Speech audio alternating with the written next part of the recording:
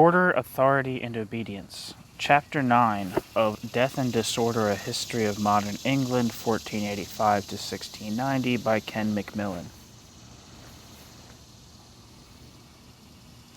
Death and Disorder, the Murder of Thomas Arden. Among the most disorderly of crimes in early modern England was petty treason, the act of a social inferior murdering a social superior, such as a wife killing her husband or a servant killing his master. Such an act perverted the great chain of being, signaled disorder in a society that relied on order for stability, and more fundamentally upset the integrity of the family unit, which this society perceived to be the central instrument of authority in the state. Thus it is perhaps no surprise that a great deal of the popular literature that emerged from humanism was devoted to describing the heinous act of disobedience. One of the first such tales to be printed and frequently reprinted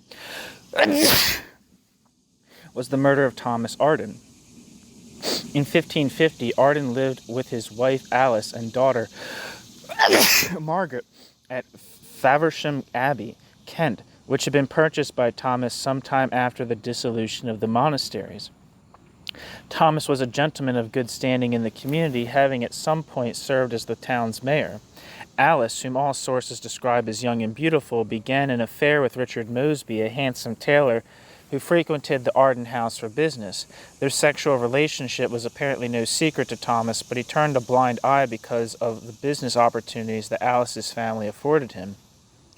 In time, Alice began to hate her husband and wished him dead so that she could marry Mosby.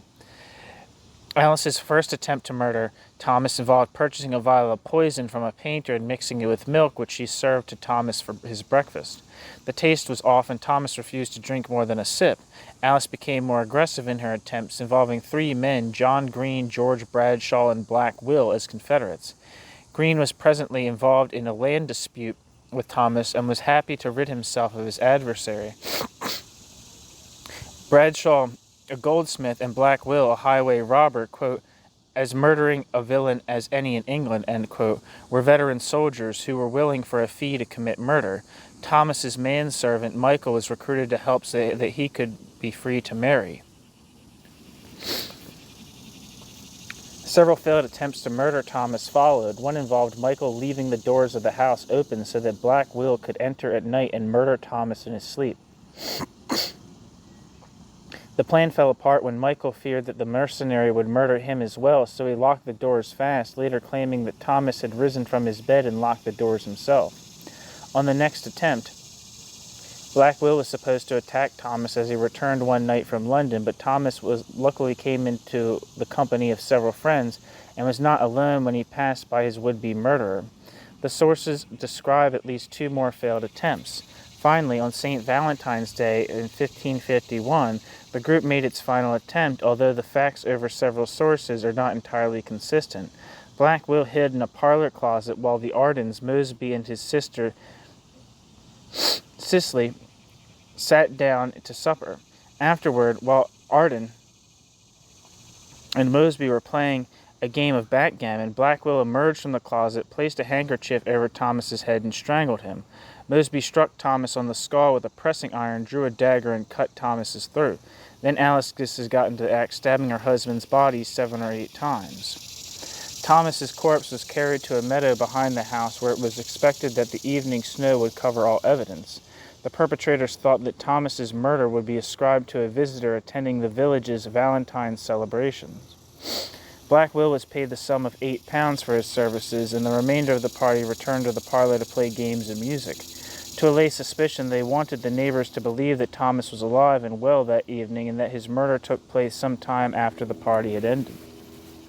The next morning, Alice raised the alarm to her neighbors that her husband was missing, and a search party soon found Thomas's body. The snow, however, had subsided shortly after the body was deposited, and instead of covering the body with evidence, it revealed several footprints and a blood trail leading back to the Arden house. Besides, Thomas was not dressed in a proper manner to have ventured out on a cold Friday night, leading the search party to believe he had been murdered indoors. Headed by the town's mayor and magistrate, the search party began its investigation, soon finding the victim's blood and hair and the knife and handkerchief poorly hidden in the house. Under duress, Alice confessed, naming all her co-conspirators. Arrests followed: Alice, the domestic servants, Mosby and Bradshaw, but not yet Green and Black Will, who had managed to escape. At the next Faversham Assizes, the conspirators were tried and convicted. Alice, because she was Thomas's wife and therefore his social inferior, was charged with petty treason. She was burned at the stake in Canterbury, the standard punishment for women convicted of treason. The domestic servants were also treated as traitors to their master. Michael was hanged in chains, and Elizabeth, his fellow servant, was burned at the stake, both at Faversham. Mosby and his sister Cicely were hanged at Smithfield in central London, and Bradshaw was hanged in chains at Canterbury. These punishments contrasted sharply with the usual method of execution for simple murder, which would have been hanging at the gallows, followed by a Christian burial. After some years, Green was brought to justice for his role in the crime. Black Will was also eventually captured and hanged at the scaffold, but not for the murder of Thomas Arden. His work as a highwayman and criminal for hire had finally caught up with him. The planning that went into the murder of Thomas Arden was unusual for the time. Although most homicides were committed against family members and people who knew each other, they usually happened on the spur of the moment as the result of a heated argument.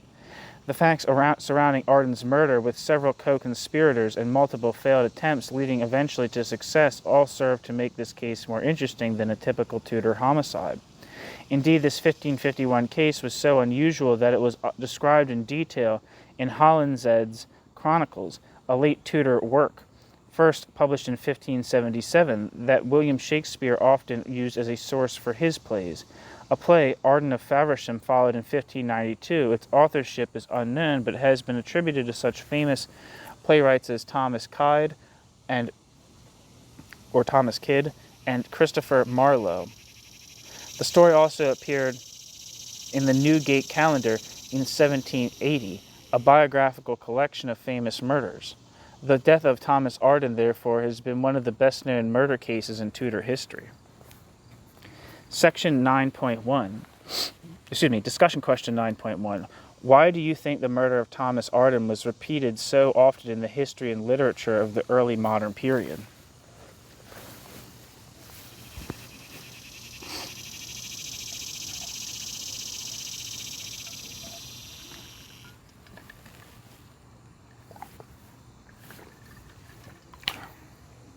Order and the state.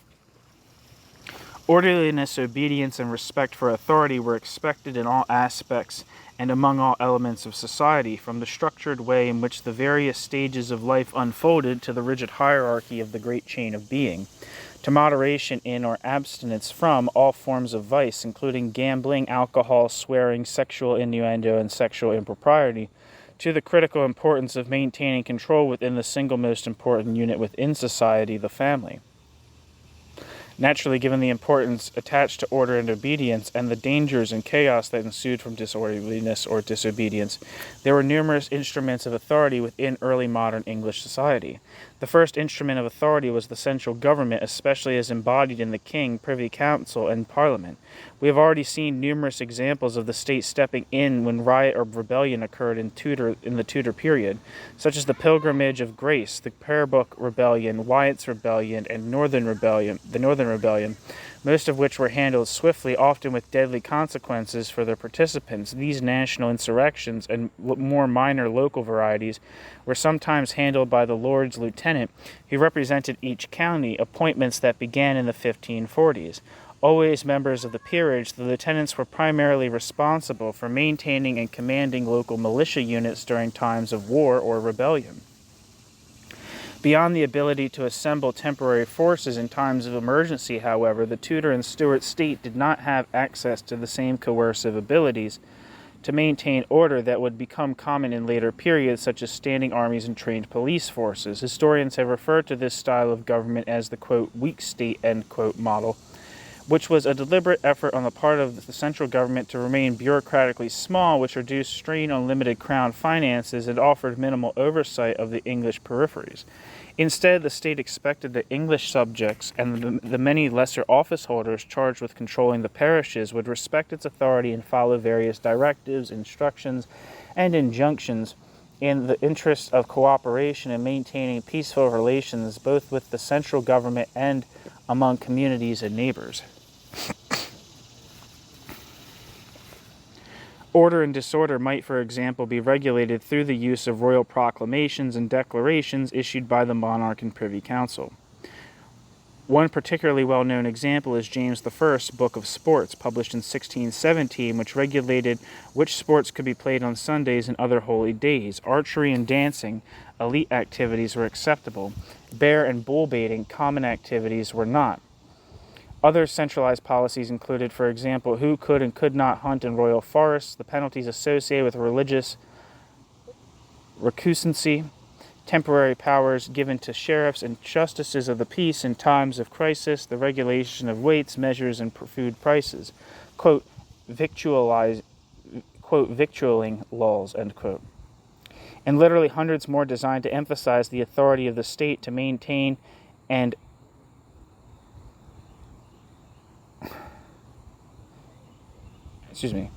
emphasize the authority of the state to maintain and restore order, as well as the privileges held by the crown nobility and gentry and the natural rulers of society. Proclamations and declarations were read aloud in church on Sundays and by town criers during market days, and they were posted on parish doors for the benefit of the small percentage of society who could read, in hopes that new orders and regulations would pass orally from the semi-literate to the illiterate in alehouses and other public venues. In their preambles and seals, these documents resounded with royal authorship and emphasized the divine status of kings and queens, the majesty of kingship, and the power of the council as a delegated sovereign authority. This is especially true after the reforms of Thomas Cromwell and the increase in the authority of the council under Henry VIII. Order was also enforced in laws passed by the English Parliament, such as the Alehouses Act of 1551, which empowered justices of the peace to license alehouses throughout England to control, quote, the abuses and disorders as are had and used in common alehouses, end quote. The Elizabethan period in particular, which was racked by population increase, the beginnings of land enclosure, agricultural dearth, plague, inflation, and the decline of wages and employment opportunities, saw several pieces of legislation designed to maintain order throughout the country. A good example is the Act of Artificers of 1563, which fixed prices on various commodities to protect consumers from unscrupulous sellers, placed a cap on wages to ensure that workers did not leave their positions to seek better paying positions, required unemployed artisans and apprentices to accept work as laborers, and ensured that those working in artisanal trades had completed a full apprenticeship before practicing their trade in order to protect guilds and skilled workers from unfair competition. One of the reasons for this act was the onslaught of Protestant immigrants and exiles from Catholic countries who often had considerable trade experience but lacked guild accreditation and were willing to work for less pay, thereby denying opportunities for English apprentices and trained artificers. As economic crises continued to mount during the period, Tudor parliaments also passed various poor laws, the most important of which were produced under Elizabeth. These acts created, quote, overseers of the poor, end quote, who collected a poor rate and determined who was entitled to relief in their parishes. Overseers were required to distinguish between the deserving and undeserving poor, the former being those who could not work, the, quote, impotent poor, end quote, and those who wanted work but who could not find it, the, quote, able-bodied poor, end quote, and the latter being those who could work but chose not to, the, quote, idle poor, end quote, vagrants and beggars. Depending on their individual situations, the impotent and able-bodied poor were given relief in the form of food, money, and clothing, quote, outdoor relief, end quote, or placed in, quote, houses of industry, end quote, indoor relief, end quote, to undertake work using materials provided by the overseer with hopes that they would eventually enter an apprenticeship or service. The idle poor were denied poor relief and either returned to their home parishes or were placed into, quote, houses of correction, end quote, known after 1555 as, quote, bridewells, end quote. Collectively, these acts sought to reduce the amount of civil disorder caused by plague, vagrancy, lack of employment, and other forms of economic, social, and agricultural strife.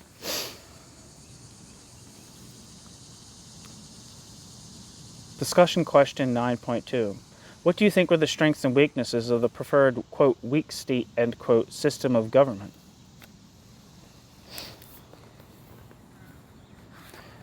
The church and the clergy.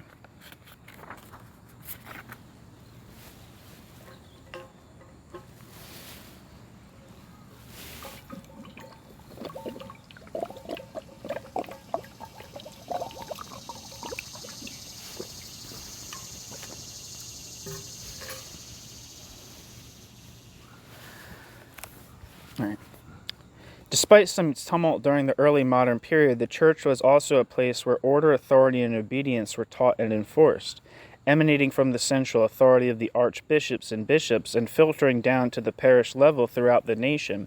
Adherence to the great chain of being and obedience to God's laws and secular authority were routinely preached from the pulpit. These messages were widely heard because of the legal requirements to attend church every Sunday. Priests reminded their congregations of social and moral expectations and of the responsibility of children to respect and pray for the health and well-being of their partners, wives, their husbands, youth, their elders, commoners, their lords and masters, and subjects, their monarch.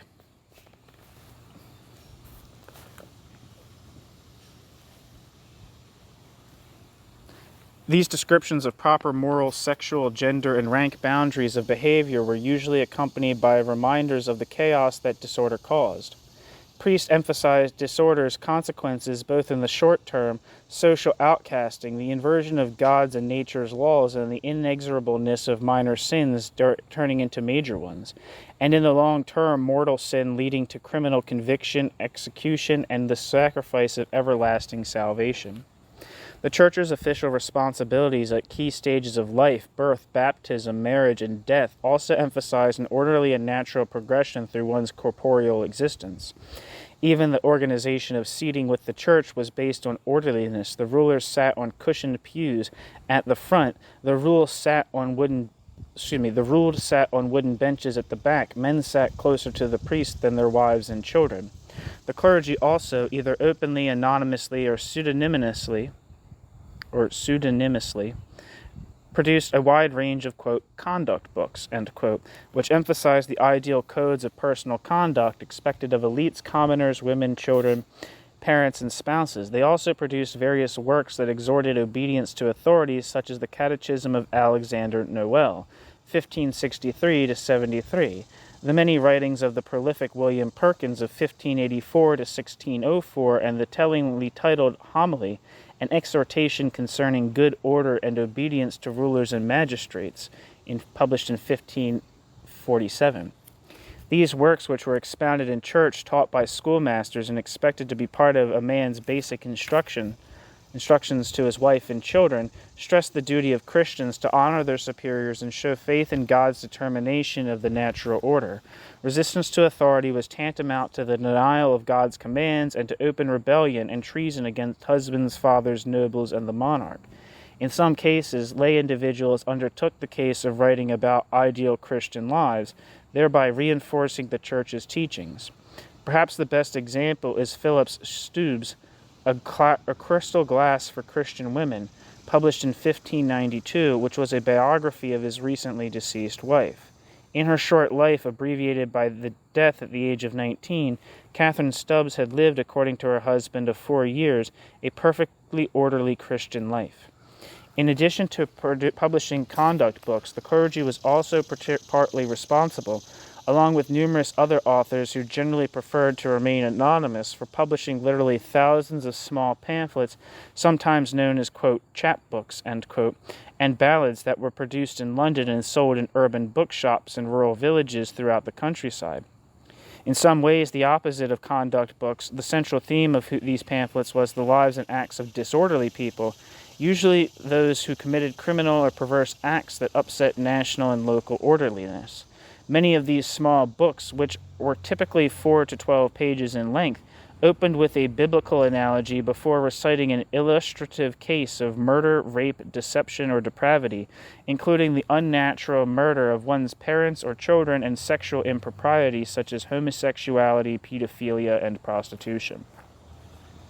The devil featured in nearly all these pamphlets as a providential agent who sought to corrupt mankind, and the religious theme of inexorable backsliding, the slippery slope that began with minor vices and led to fatal consequences, was commonly explored.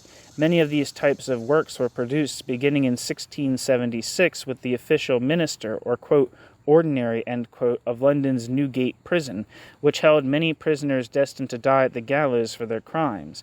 These accounts often ended with, quote, last dying speeches, end quote, words allegedly uttered by the condemned just before the execution, which were a combination of confession, support for the justice system headed by the king, and acknowledgement of the need for an orderly society. Discussion question 9.3.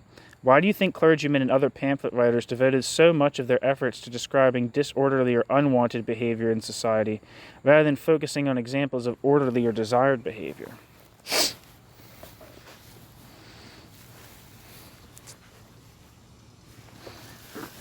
You scare people straight, man. It's like that show, they take the kids to the jails to tell them what the consequences of their actions, if continued, will be. That'll be my guess.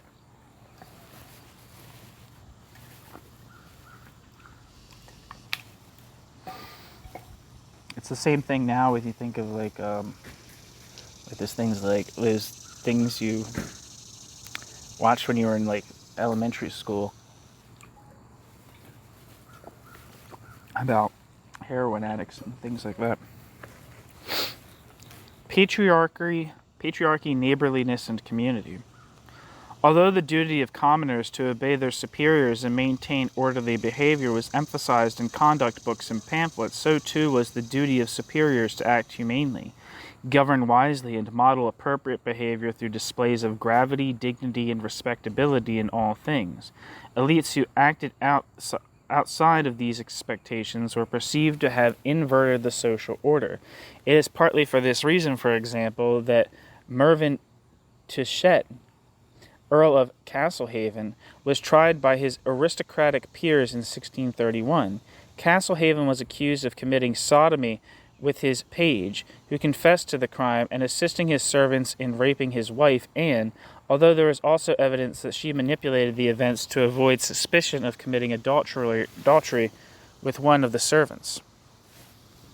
Ultimately, Castlehaven was convicted and beheaded for his crimes. Despite his high rank and privileges that normally came with it, his opprobrious acts brought disrepute to the aristocracy, and only his death could restore order and faith in the hierarchy of man. The occasional punishment of individuals such as Castlehaven stemmed largely from the widely held and taught notion of the patriarchal deferential relationship, also known as paternalism and deference in society. This was the notion that rulers or social superiors had a moral and legal responsibility to protect those they ruled, much as a husband and father protected his wife and children. Lords were expected to provide for their tenants, especially during times of need, such as periods of agricultural strife or economic downturn, or when there were disputes between neighbors, landlords, and tenants. They were also expected to provide during holidays by opening up their homes and giving away food and sundries that would allow tenants and servants to celebrate. Especially at Christmas. December 25th was also one of the 4, quote, quarters days, end quote, during which service and apprenticeship contracts expired and were renewed, making it another good time for patriarchy to take place.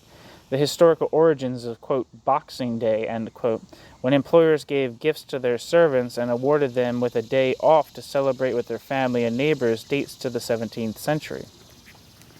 In exchange for this protection and generosity, social inferiors were expected to show deference to their superiors. They were exhorted to obey and respect the king, landlords, and priests, and show deference in the presence of their masters through bows, curtsies, doffing of hats, and stepping aside as the rulers of society strode or rode by. And they understood that the failure to do so could result in, quote, legitimate, end quote, forms of violence that were relatively minor, perhaps a smack to the head or being struck on the back with the flat of a sword, but which reminded deference of their obligations. Deference also involved duly paying rents and taxes and accepting the legal and moral judgment of superiors. Although deference were allowed in certain circumstances to protest the king or their lord when they felt their rights or the patriarchal deferential relationship were being infringed, they were expected to do so peacefully without resorting to violence and weapons. It is for this reason that, quote, illegitimate, end quote, forms of violence such as riot and rebellion were, as we have seen throughout this book, dealt with so seriously. The main reason why the hierarchical system of early modern England worked and was generally accepted by all ranks of people is because, with the exception of the very lowly, nearly everybody in society was both a patriarch and a deferent, a master and a servant. Even the king was a servant to God, and even a poor laborer was a master to his wife and children, making this system more fluid than modern class-based notions of, quote, rich and, quote, poor, or, quote, have and, quote, have-nots. Codes of conduct and boundaries of behavior were also enforced by those within kinship networks and neighborhoods among people who, unlike those in the reciprocal patriarchal and deferential relationship, were of more or less equal status. Extended families and neighbors were expected to care for and protect each other during times of want and need, not so much out of a paternalistic social obligation as out of a mutual understanding that everybody at certain times required this type of assistance. This aid could extend to lending of money without interest, giving charity such as food or clothing, helping with building a barn, seeding a field or shearing sheep, watching another's children, offering advice and assistance during pregnancy or childbirth, mourning and empathizing over one's loss, mediating petty disputes, offering the hand of unconditional friendship, and generally being a, quote, good neighbor, end quote. The appellation, quote, goodman, end quote, and, quote, goodwife, end quote, or simply, quote, goody, end quote, were often used to describe neighbors who contributed positively to the local community. Neighbors in the wider community were also expected to regulate the behavior of one another to relieve the limited resources of the state and church from these responsibilities. Sometimes the community was required to step in when minor codes of conduct were breached. Men of poor character, drunks, blasphemers, and wife-beaters, and women of, quote, lewd, end quote, and quarrelsome dispositions, adulterers, scolds, incurable gossips could be subjected at the hands of their kinsmen or neighbors to, quote, rough music, end quote, to quote rough music, end quote, the quote charivari, end quote, or the quote skimmington, end quote. Neighbors would bang pots and pans together to bring attention to disorderly persons, burn effigies of offending parties, force them to ride backwards on a donkey through the market square while being whipped with a riding crop, and otherwise parade them around town and make them subjects of derision and ridicule. Women in particular might be subjected to the, quote, ducking stool, end quote, in which they were ducked repeatedly into the local pond, or in some parts of the country to the, quote, scold's bridle, end quote, a piece of metal headgear that prevented its wearer from talking. These were all relatively harmless, quote, shaming rituals, end quote, designed to restore order before more formal measures were deemed necessary. These more formal measures could take the form of local members of the community arranging to bring malcontent in front of local, quote, leet, end quote, courts, run variously by gentlemen, yeomen, and clergymen who served as landlords, stewards, mayors, bailiffs, sheriffs, beadles, and deacons. Most of these men had no legal training,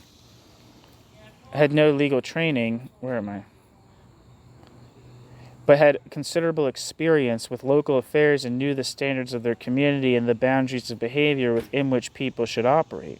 These courts dealt with chronic disturbers of the peace, scolds, abusers, gamblers, drunks, blasphemers, fornicators, adulterers, vagrants, and other transgressors, meting out minor punishments such as a small financial fines, a brief stint in the village stock or jail, or the requirement to be of good behavior known as recognizances.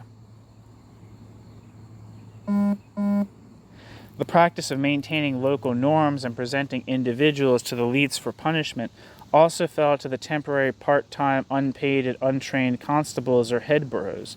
These men were members of the community they served, selected from among their kinsmen and neighbors, and sometimes undertook their responsibilities begrudgingly. As made clear by William Lambarde in The Duties of Constables, published in 1583, while in offices, these men had wide-ranging authority to keep the peace, which could also take the form of immediate summary punishments such as the stocks and pillory, comparatively harmless forms of punishment designed like shaming rituals to ridicule the offender and bring them back into the proper boundaries of behavior.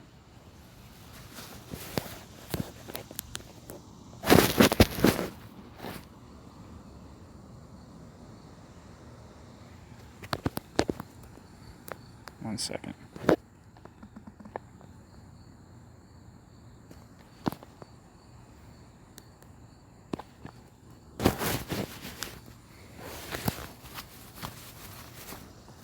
Family and gender authority.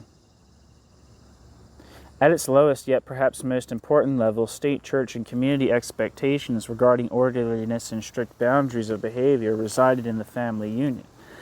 Deemed the, quote, microcosm of the state, end quote, it was believed and taught that the family was a commonwealth in miniature, headed by a man as ruler of his household, who provided patriarchal physiological and financial protection, and firm but gentle discipline to his wife and children in exchange for deference, obedience, and a happy home. Husbands and to a degree, wives as their partners, were also responsible for the conduct and discipline of their servants and apprentices, who were considered part of the family unit during their period of employment. The family was the breeding ground for moral instruction, which, owing to the increase in personal religious experience thanks to the Protestant Reformation, also involved enforcing the catechism and other church teachings, the patriarchal and deferential readership, and community obligations. A well-governed home headed by a happily married couple translated into an orderly society, whereas household mismanagement and marital discord meant social disorder. Marriage was deemed a, quote, natural, end quote, state, especially for women who were recognized in conduct books and church teachings as physically and mentally inferior, subordinate to men, needful of guidance, less intelligent than men, more easily tempted towards sinful behavior. Single women known legally as femme sole were thought to be less capable of governing their actions or operating among men, and were often treated with suspicion and intolerance, especially if they were seen to challenge male authority in public. Through marriage, women became femme covert, in which husband and wife merged as one person, with the man very much the senior partner, especially in the public sphere dominated by patriarchy, at least according to church teachings and conduct as exemplified by Philip Stubbs. Both at home and in public, women were expected to be humble, dignified, virtuous, quiet, modest, and obedient, and evidence to the contrary could lead to community chastisement. The superiority of men as heads of household was also emphasized in the fact that servants who murdered their masters or wives their husbands, as in the case of the Arden murder, were found guilty of, quote, petty treason, end quote, and subjected to harsher punishment, being hanged, drawn, and quartered for men, or burned at the stake for women, than those who committed other forms of homicide.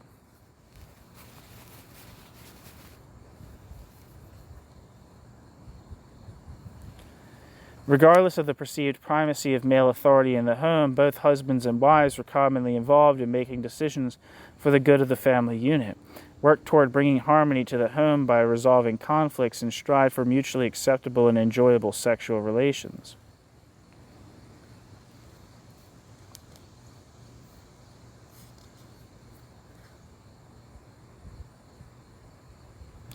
Wives also had essential roles in keeping up the household, supervising servants, instructing and raising children, and sometimes transacting business on behalf of the family.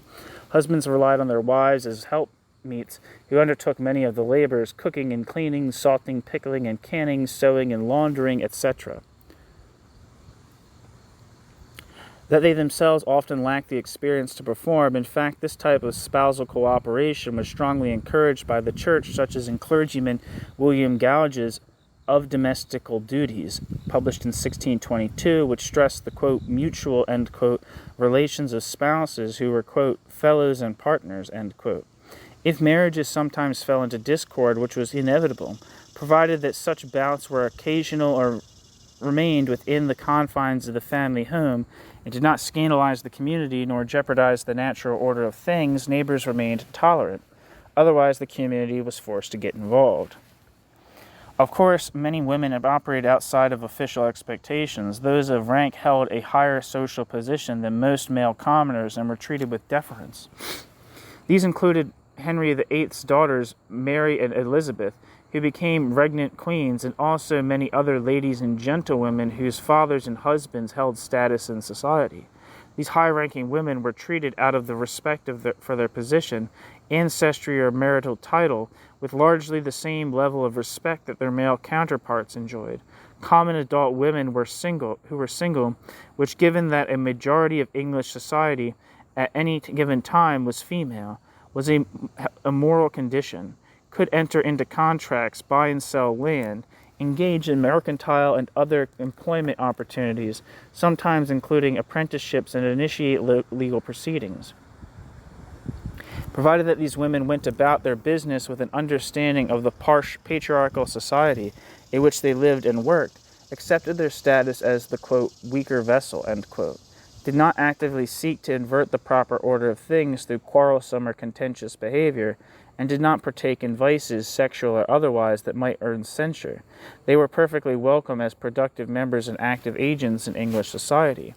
Without challenging the clear fact that there was no gender equality in early modern England, nor many efforts to attain it, we should be careful not to exaggerate the degree to which women were or felt oppressed or lacked agency in this society.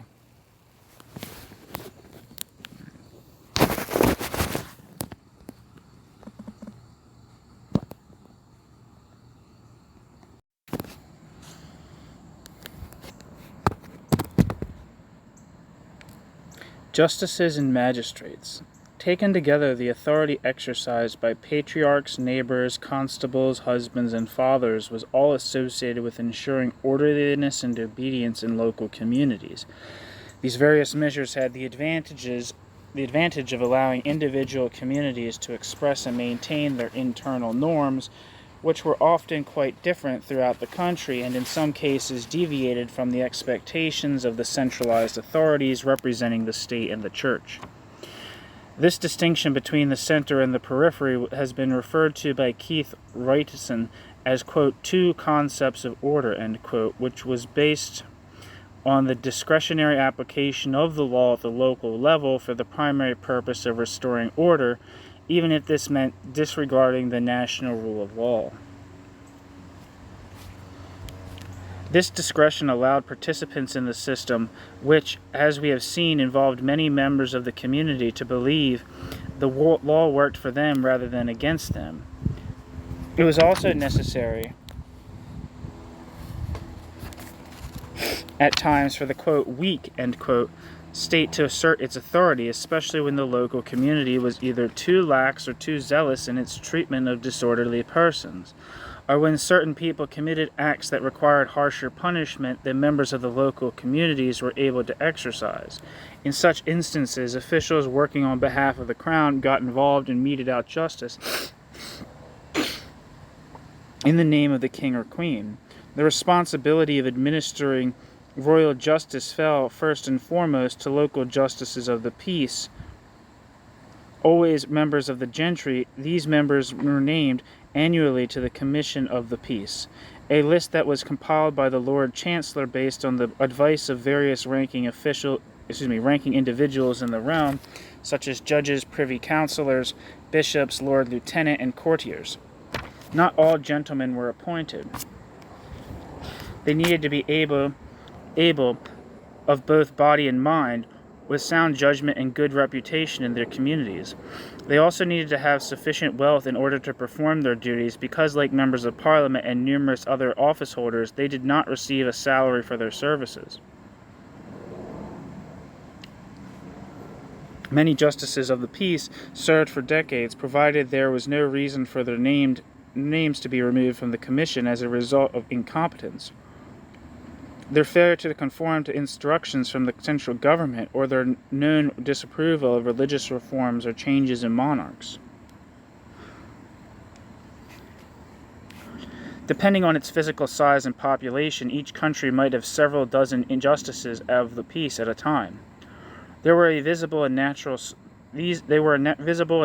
source of authority throughout the country, the major exception being in London and the large towns, whose franchises allowed them greater freedom to administer and oversee their own affairs. In these instances, the responsibilities of the rural justice of the peace fell to mayors, aldermen, beadles, overseers, and other officials. Rural justices and their urban counterparts, collectively known as the magistracy, had numerous responsibilities, which were extensive, if somewhat ill-defined, though not unlimited. They were required to enforce royal proclamations and oversee the implementation of new legislation, set limits on wages, ensure weights and measures were properly calibrated to prevent cheating, and regulate the movement and activities of vagrants. During times of difficulty, such as agricultural failure and other economic problems, they ensured that a sufficient supply of grain was available for fair prices, preventing attempts to manipulate the market of supply and demand, and assisted with the administration of poor relief.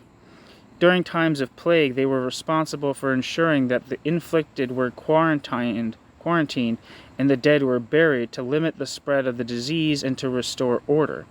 These and other duties were described in manuals produced by men such as William Lombard and Michael Dalton, most notably in the Country Justice, published in 1618. Above all, as their title implies, justices of the peace were responsible to keep the peace in their communities, and they possessed wide-ranging authority that allowed them to do so. In addition to overseeing various regulatory offenses, which were usually accompanied by financial fines, justices were also key figures in the criminal justice system. When it came to crimes committed against individuals in their communities, they were often the initial point of contact. Victims, or somebody on their behalf, brought complaints to the attention of the justice of the peace, who detained the suspect in order to answer the charge.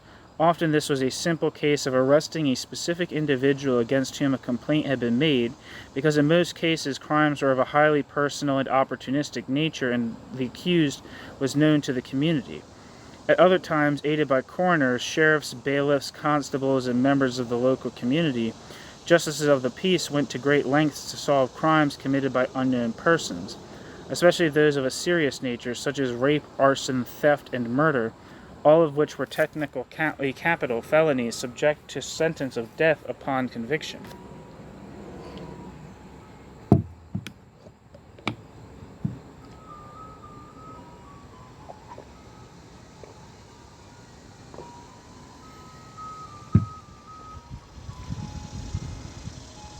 Where am I? Once the accused was apprehended, justices of the peace examined all parties to determine the sufficiency of evidence and whether resolution through arbitration was possible. This likely happened frequently in the case of minor offenses, although there is little historical evidence of how often arbitration was used. It was at this point that the justice, as a member of the local community who understood its boundaries of acceptable behavior, could exercise discretion by choosing to overlook certain offenses or reduce their severity to lessen the sentence. The justice's discretion in these matters was grounded in the belief that his role was primarily to restore peace and order to the community, even if this meant a flexible interpretation of the law.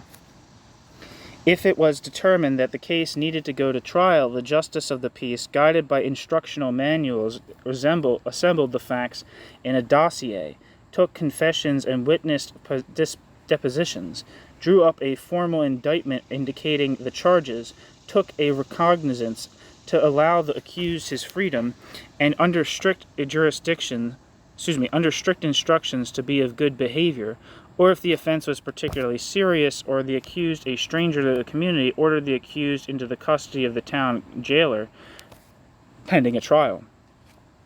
The jailer was usually a private person who paid the local sheriff for the privilege of operating the jail. He received a small county rate for each prisoner and charged inmates for luxuries such as beds, blankets, cheese, and meat. These expenses were borne by family members or by the inmates themselves, who collected money from passer-by, wearing a, quote, ball and chain, end quote, to prevent escape.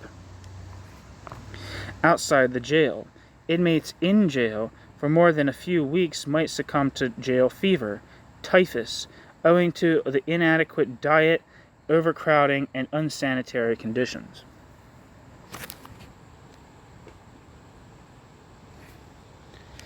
In the case of lesser offenses or misdemeanors such as breaches of morality, bastardy, fornication, adultery, swearing or refusal to attend church services, and disturbing the peace, defamation, drunkenness, vandalism, vagrancy, scolding, and general disorderliness. Justices had the ability to act summarily, without a jury. In these instances, they acted similarly to the magistrates in elite courts.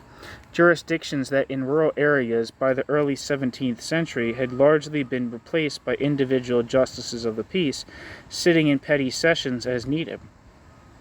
More serious misdemeanors such as assault, quarreling, dueling, and other forms of violence were handled by justices of the peace sitting in groups of 2 or 3 during quarter sessions, which sat 4 times per year in certain centers and took place in the presence juries of 12 men drawn from the community in which the crime occurred. Their range of punishments included fines, adjusted according to the severity of the offense and means of the offender, banishment from the community, normally for strangers and vagrants, short periods of incarceration and corporal punishment such as whipping, ear cropping, the removal of the outer ear, and a stint in the local pillory or stocks.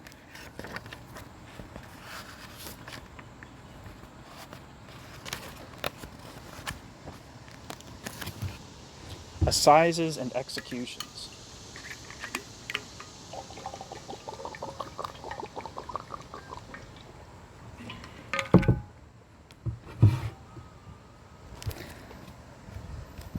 In the late 16th century, justices of the peace were formally deprived of the ability to try capital offenses, or felonies, although in practice they had rarely done so since before the Tudor age began.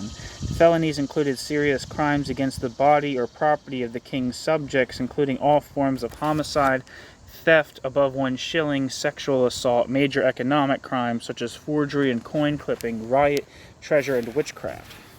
In allegations of felony, the charges were first heard by a grand jury or a coroner's inquest in the case of suspicious death, comprising 12 men of yeoman rank, who determined whether there was sufficient evidence to proceed to trial. If it was determined that there was enough evidence, which was not a very high threshold, the case was presided over by a royal judge in the twice-annual assizes. Assize judges were either justices of the royal courts of King's Bench and Common Pleas, or senior practitioners in those courts, known as serjeants at law, who were issued commissions to allow all felony cases in the counties.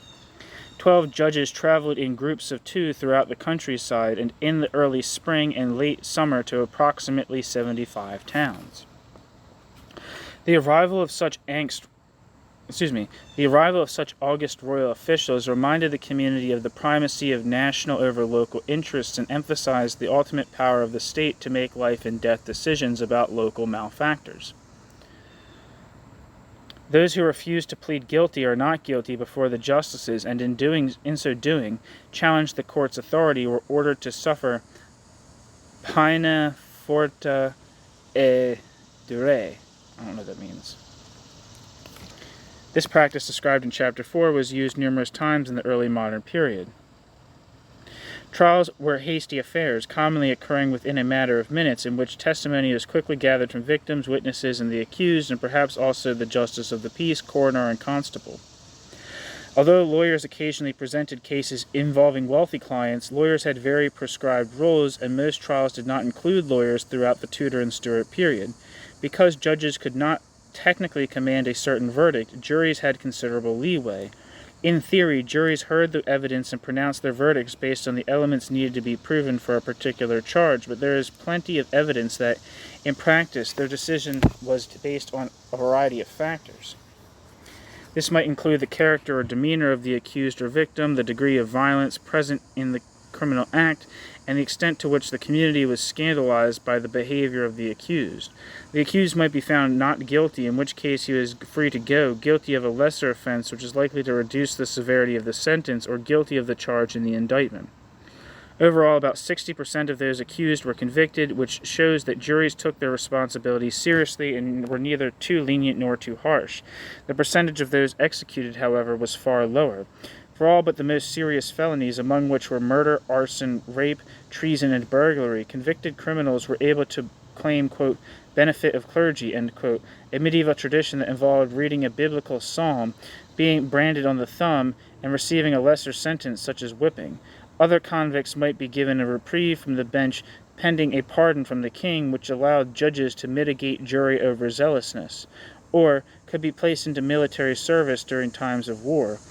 Women who claimed they were pregnant might be spared through, quote, benefit of belly, end quote, which had to be certified by, quote, a jury of matrons, end quote, who examined the woman for signs that they were with child.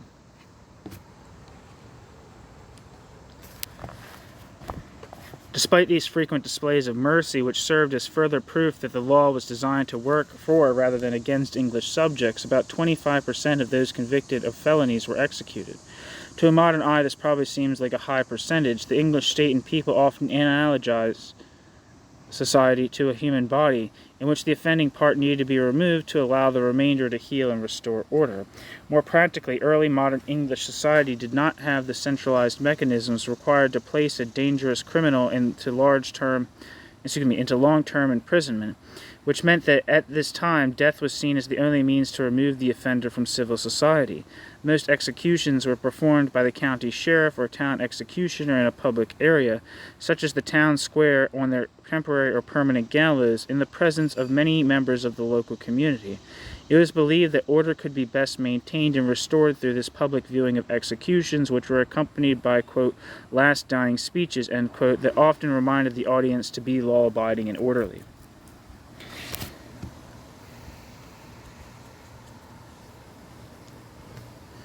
Executions were gruesome affairs. Men and women hanged by the neck would strangulate to death, an event that could take several minutes, during which the audience, including loved ones, witnessed the condemned thrashing about and slowly expiring.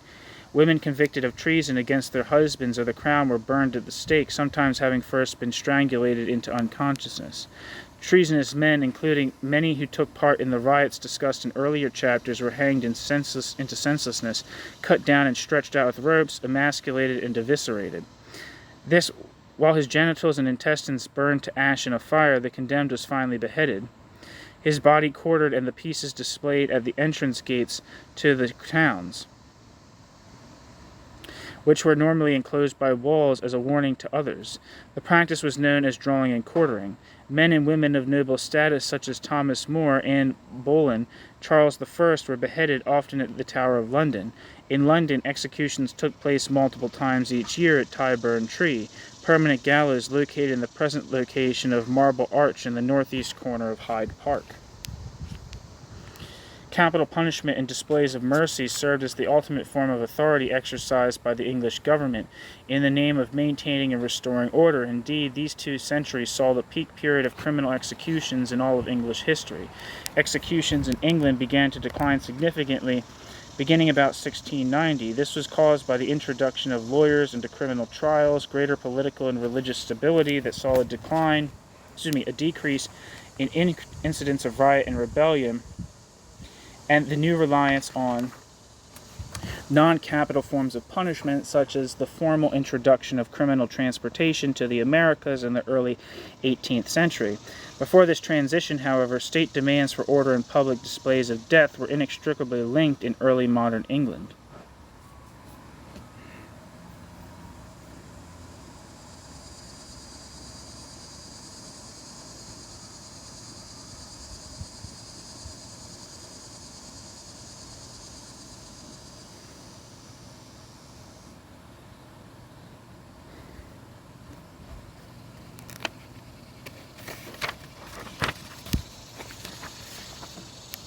Voices of the Past, Life and Death of Margaret Fernseed.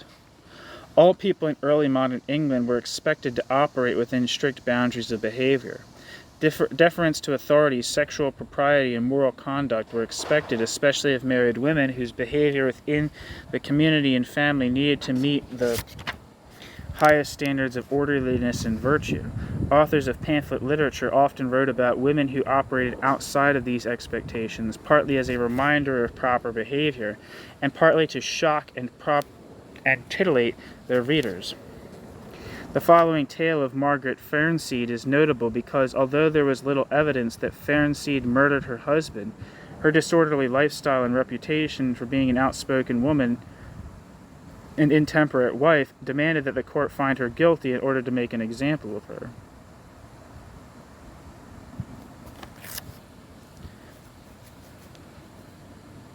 We have before our eyes a most notable example in this wretched woman, of whom my present discourse entreateth, named Margaret Fernseed, a woman who kept a most abominable and vile brothel house, poisoning many young women with that sin wherewith her own body long before was filthily debauched.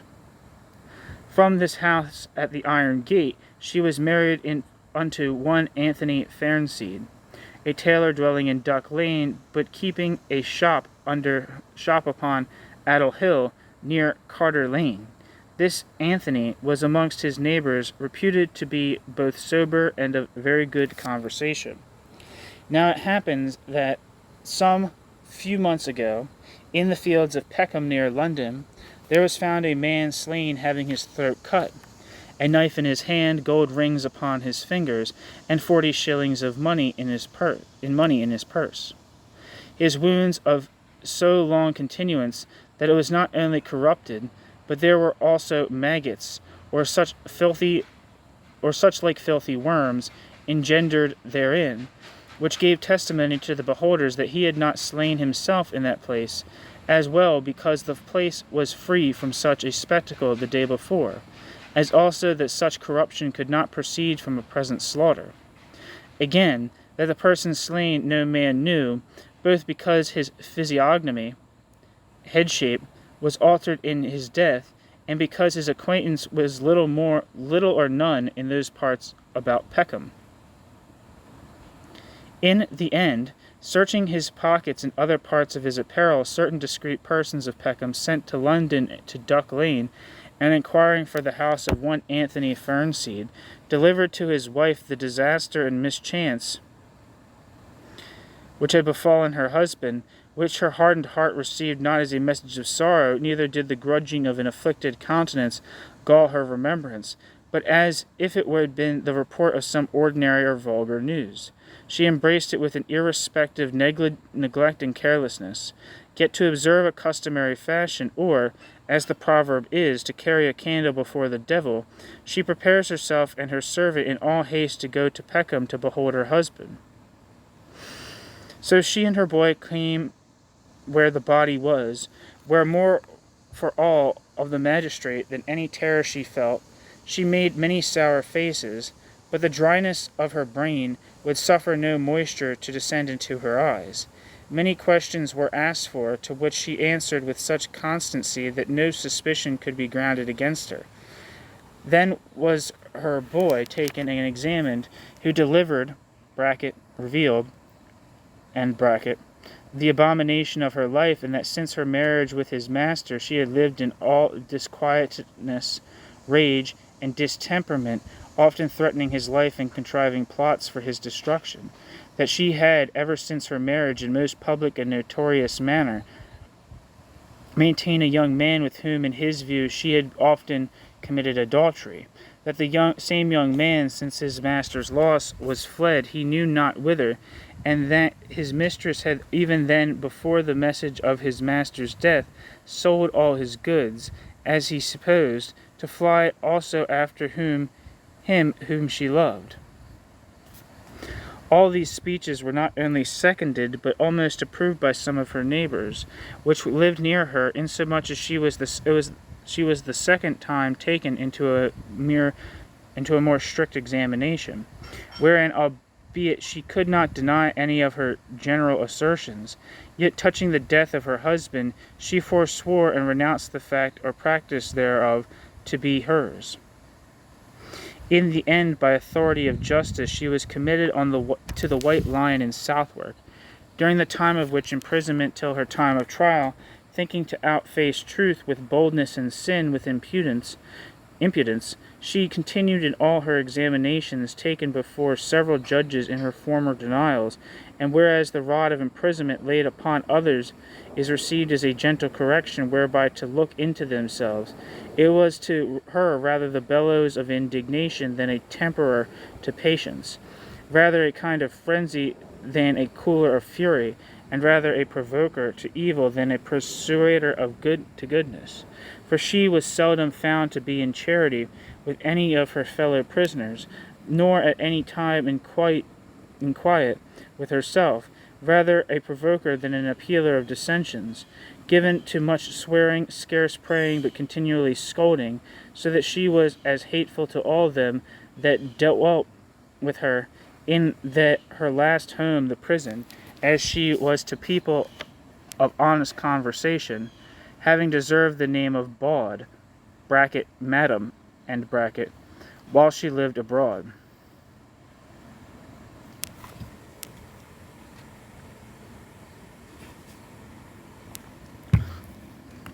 In this uncivil ordering spending her hours, the time of trial coming on, when such offenders were to appear before the earthly judge to give account of their lives past, amongst many others, this Margaret Fernseed was one.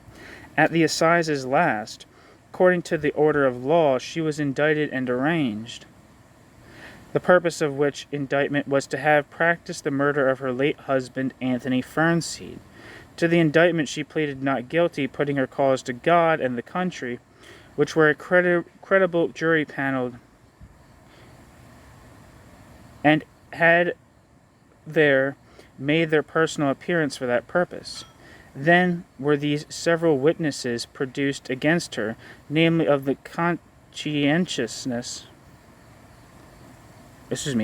namely of the incontinentness of her life past, her attempt to poison her husband before his murder, as also to prepare broth for him and put powder in it, her slight regard of him in his life, and her careless sorrow for him after death, with other circumstances, as the flight of the fellow whom she had lived long in adultery withal, her present sale of her goods upon her husband's murder, as it may be justly thought, with purpose to fly after him. On which lawful evidence she was convicted, and after judgment given her to be burned, and from thence she was conveyed back to the White Lion till the time appointed for her execution.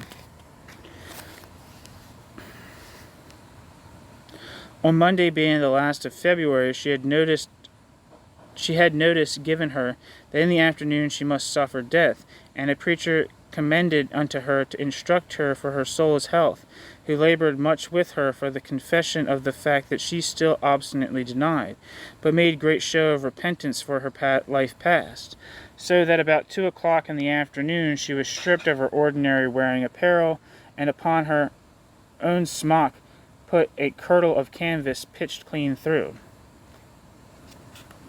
Footnote: a kirtle is an outer garment, in this case one covered in tar to speed her death by burning,